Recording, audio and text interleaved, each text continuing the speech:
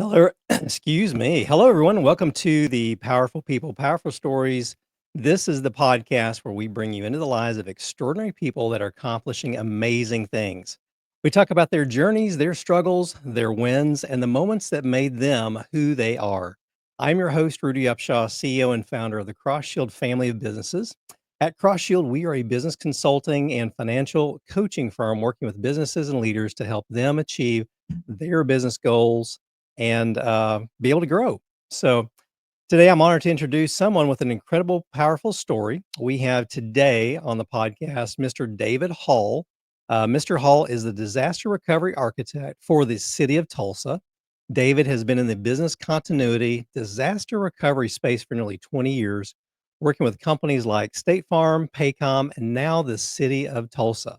His story is all about resilience, growth, and building a life he's proud of and helping organizations understand the critical nature of business continuity and disaster recovery. Because it isn't about if an event will occur, it's about when it does happen. Do we have the executable plan to ensure we can still operate and serve our clients, customers, and team members powerfully? I know you're going to be inspired by what David has to share today. David, welcome so much to the podcast. It's great to have you on today. Hey, Rudy, thanks a lot for having me on. It's an honor to be here and to talk to you. Man, this is going to be exciting. I know our audience is really looking forward to this conversation. So, David, before we get started today, what I'd like to do is I'd love to be able to go ahead and just get the audience familiar with who you are, and just have a couple of fun conversations, just some fun questions. So, let's jump in and do that. So, David, what's one thing that most people don't know about you?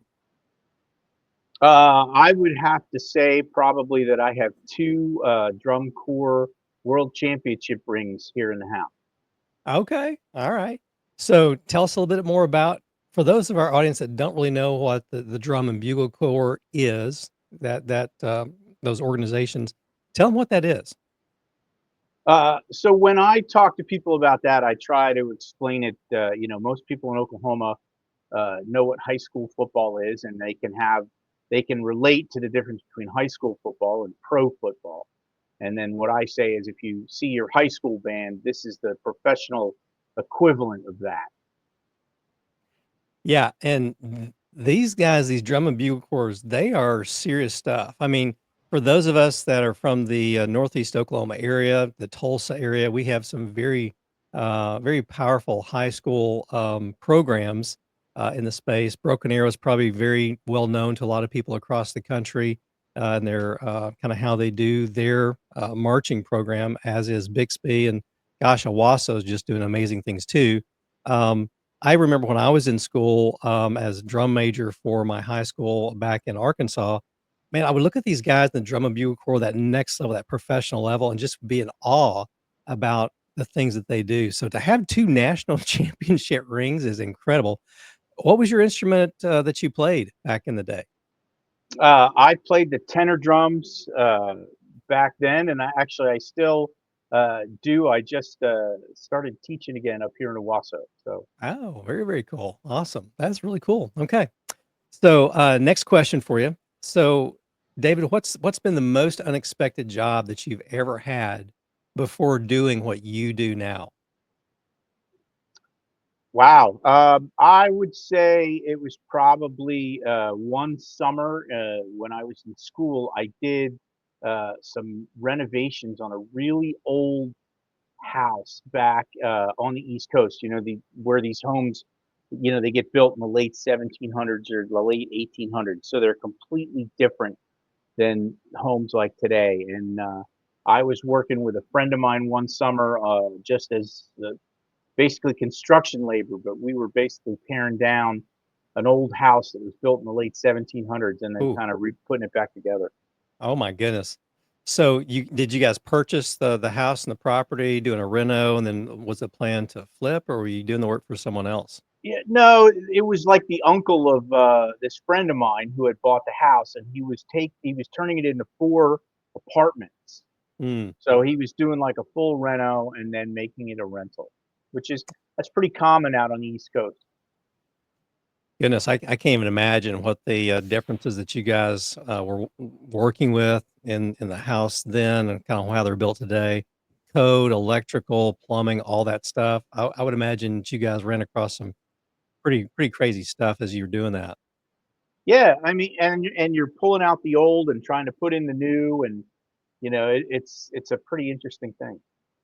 So is that why you didn't stay in that space of, the construction, renovation, rehab, space? That experience is like, "Yeah, I'm good." Yeah, yeah. Well, yeah, it's like, the reason why my parents say, "Why you wanna go to school," right?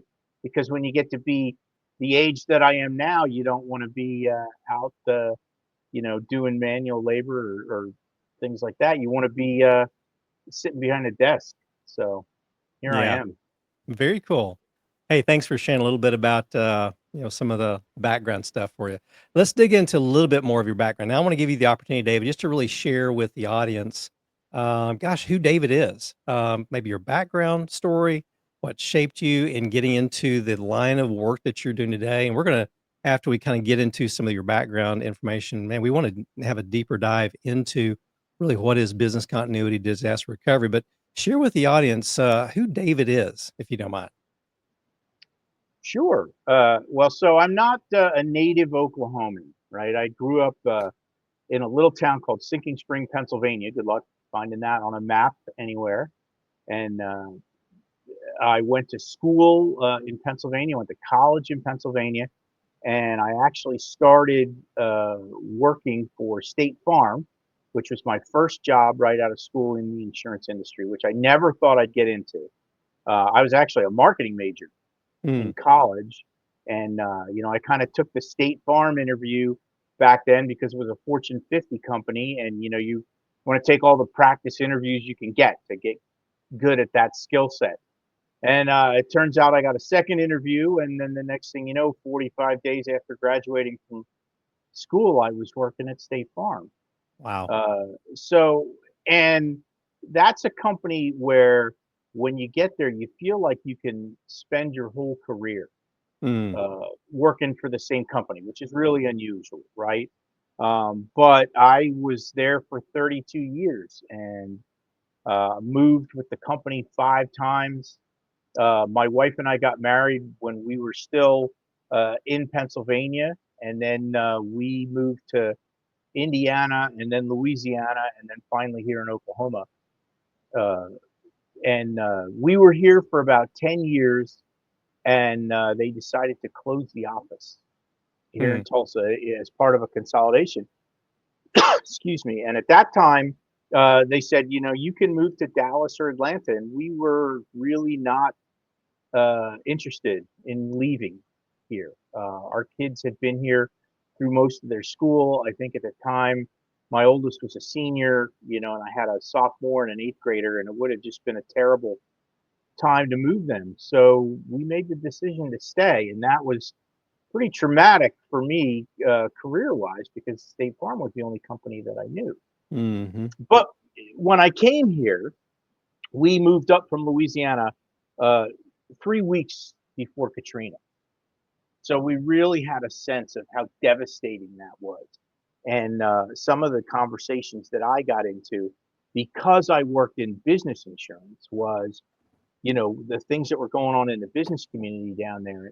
And you know, the obvious question came up, do you think Tulsa is any better prepared to handle a situation of that magnitude than New Orleans was at the time? And mm, really the answer was no. We didn't think so. And, I wonder what we could do in that space. So I got involved with some folks and we started a nonprofit that did business continuity planning for small businesses, right? And the thought behind that was that, big companies have entire departments that it's all they do is plan, right? We're going to do this, we're going to do that, we're going to start the emergency generator next week, we're going to make sure that our people have phones and desks and all that. But, you get down to the meat of American business, which is small business, and they don't have that kind of resource available to them. So mhm, we started that nonprofit here. I ran that for 10 years, and I really kind of did that right up until the time I left State Farm. So that's how business continuity became part of my DNA. And after taking a little bit of time off, I was doing some work locally here for uh, a buddy of mine that had a roofing company, and he wanted to not use pencil and paper anymore and kind of bring his business a little bit forward. And I got a huge education in what it was like to go from a Fortune 50 company down to a two-man operation, Yeah. and how those skills translated. And while I was working there, I actually got a call from a headhunter who said, "Hey, how'd you like to go work at Paycom as a disaster recovery business continuity coordinator?" And I was like, "Well, I know a lot about business continuity, but I'm not very well versed in IT disaster recovery." She said, "Don't worry about that. They'll train you for that part. They need all your other skill sets." Hmm. I'm like, "Okay." And so I went down and did some remote work at Paycom. I was going down to Oklahoma City 1 day a week and working out of my home in Owasso for 4, and I learned a lot about IT down at Paycom. And eventually, the CEO decided he wanted to stop all work from home, so I needed to get back in the pool and look for something. And actually, the same person that headhunted me for that job called me up and said, "Hey, I think I have something for you at the City of Tulsa." And that's how I became the disaster recovery architect at the city. Oh, wow. Very, very cool.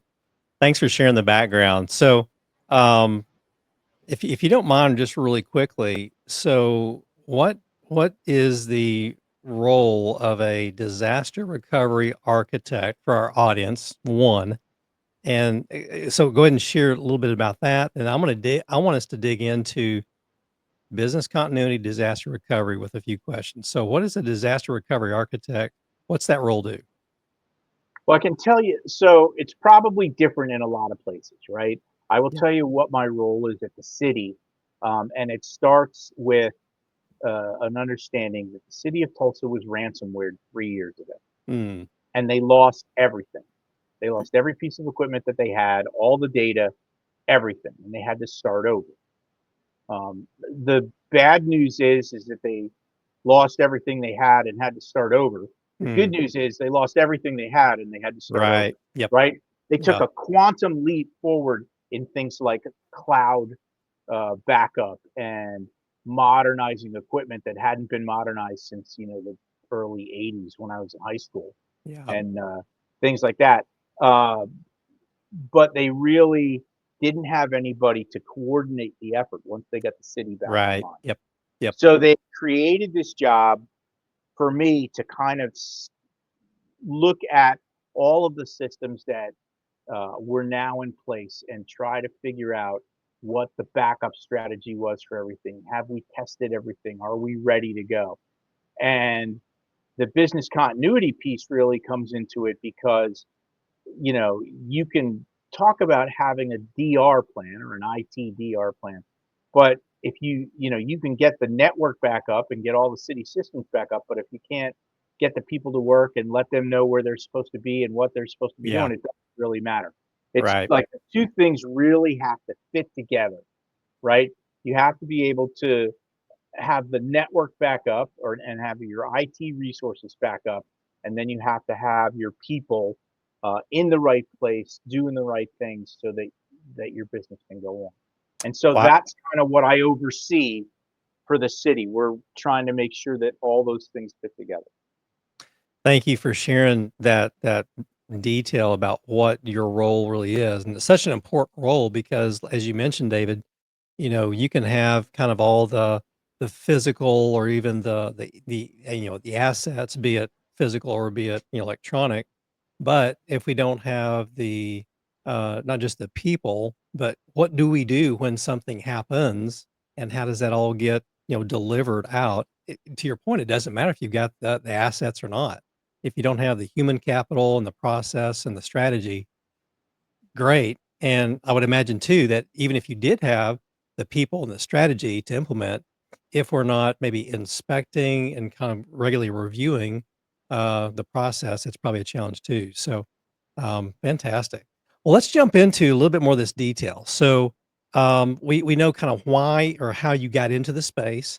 Obviously, you're very passionate about this particular aspect of businesses and how to kind of keep things going. And the reason that you and I got connected is we actually met at a breakfast here in the local area and just struck up a conversation, shared with you what we do here at Cross Shield, learn about what you do.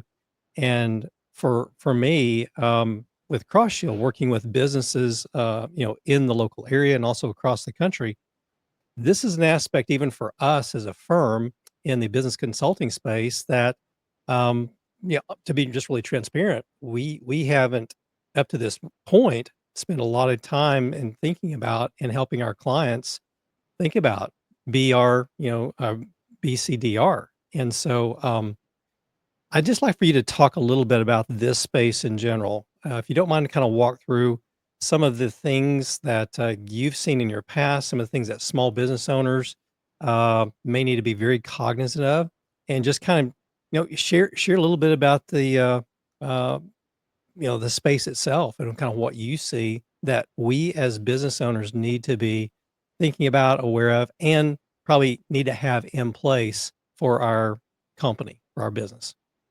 Yeah, so it's really interesting, the evolution of the space over the last couple of years, right? Because you can go back, let's just say like 15 years, right? And you talk about things like DR and BC, and DR was, oh, we have to have a completely separate data center somewhere else in the country, and somebody else has to keep up with it. And business continuity was, well, we'll just rent out a giant space somewhere and we'll fill it full of desks and computers and it'll just sit there Mm, until something happens. You're talking about investing tremendous amounts of money, which is why it was really a big company conversation, mhm. right? And then COVID hit, right? And so many companies had to figure out work from home, right? And all of a sudden that Yep. became a lot easier to manage. And, people are selling things out on the internet. A lot of businesses had to shift completely to internet sales, right? So Right. storefronts became optional at that point. And so now you've got uh, people figuring out that, oh my gosh, if I don't have my network back up online, well, then I can't do any kind of business at all. And I can't contact my people. Even if I told them to work from home, I won't know what's going on. Yeah. And it really kind of shrunk down the DRBC conversation around, so what are we going to do? Well, we're just going to go to the cloud, right? Well, what does that mean? Right? And just because you say that you're out on AWS or Azure or any of the cloud providers, have you tested it? Do you know if it works? Right. Have you actually been able to get your data back? There's all kinds of pieces to that that you really have to make sure that they happen. You know, so now you're talking about shrinking down that activity with the real understanding that 75% of the businesses in the US are less than 50 people, Right. right? So there's a huge subset of businesses that probably haven't prepared as well as they need to for something like this, right? Mm, The other thing I want to touch on real quick is that people used to say, oh, well, I don't need business continuity because I have insurance, right? And that's not a totally uh, invalid perception, right? The problem is that one, there's some things that business insurance doesn't cover, right? That's the first thing. The second thing is that you have to have some pieces put together so that you can like reclaim your business income and pieces like that. mm, So it's really like a backside reimbursement. It doesn't necessarily help you in the moment, right. which is, if a small business, a 50-person welding shop loses 2 weeks because they don't know where their people are, they can't get their computerized machines back up and running because they can't get their personal, web space back online. It can be devastating. Mhm. Yeah, absolutely. Just in the conversations that you and I have had, it is so apparent to me that this is a very, I wouldn't say, maybe neglected probably is the right word from a business standpoint, but I think it's heavily neglected. I think there's lots of opportunity for business owners, business leaders to improve that program in their space. And tell me a little bit about why this is kind of such a neglected area for a lot of businesses.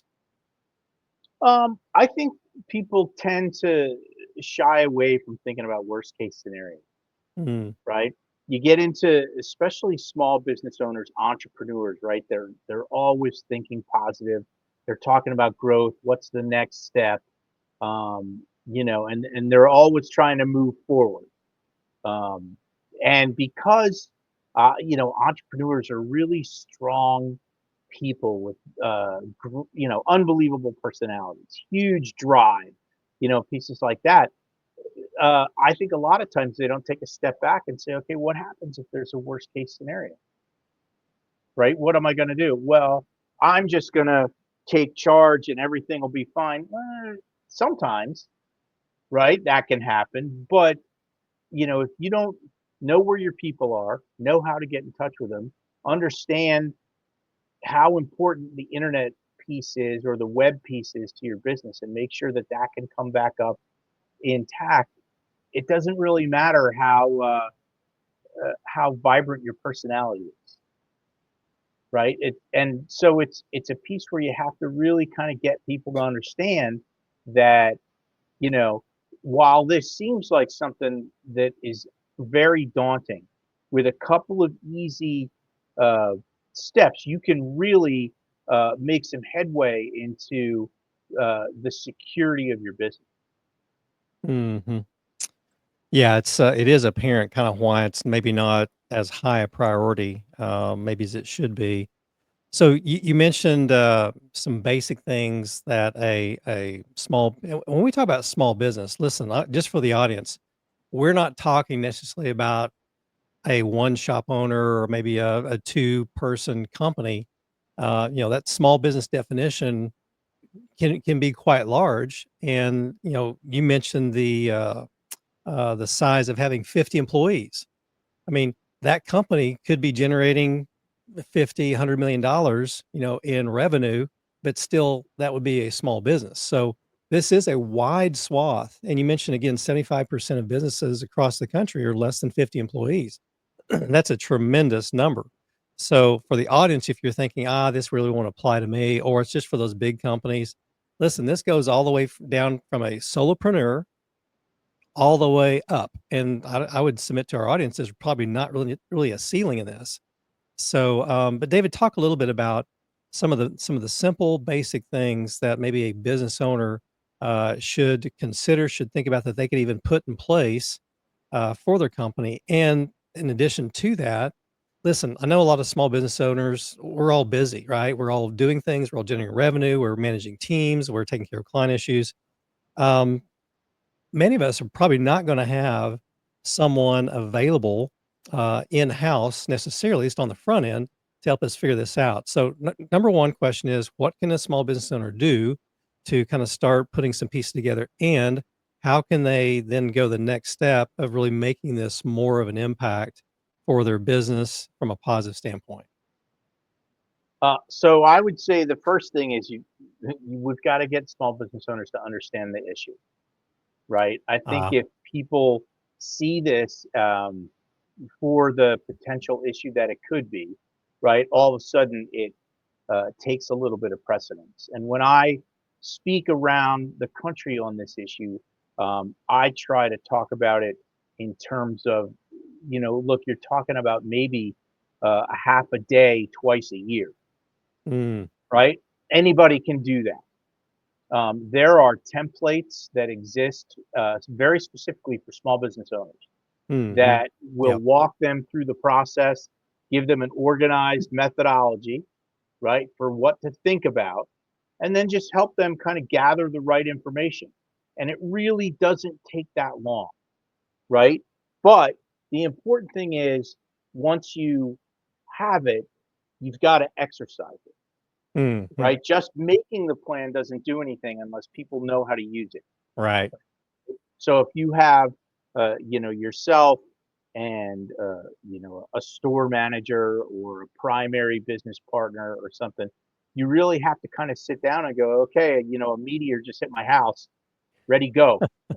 Just let Yeah. people kind of figure it out so they understand what their roles are, what they have to do, and what the next step is in all of this, right? Yeah. And that's really the part that I want to make sure that people understand, right? It's one thing to make a plan. It's another thing for the people that you work with on a daily basis to understand what their roles are and what needs to happen. Mhm.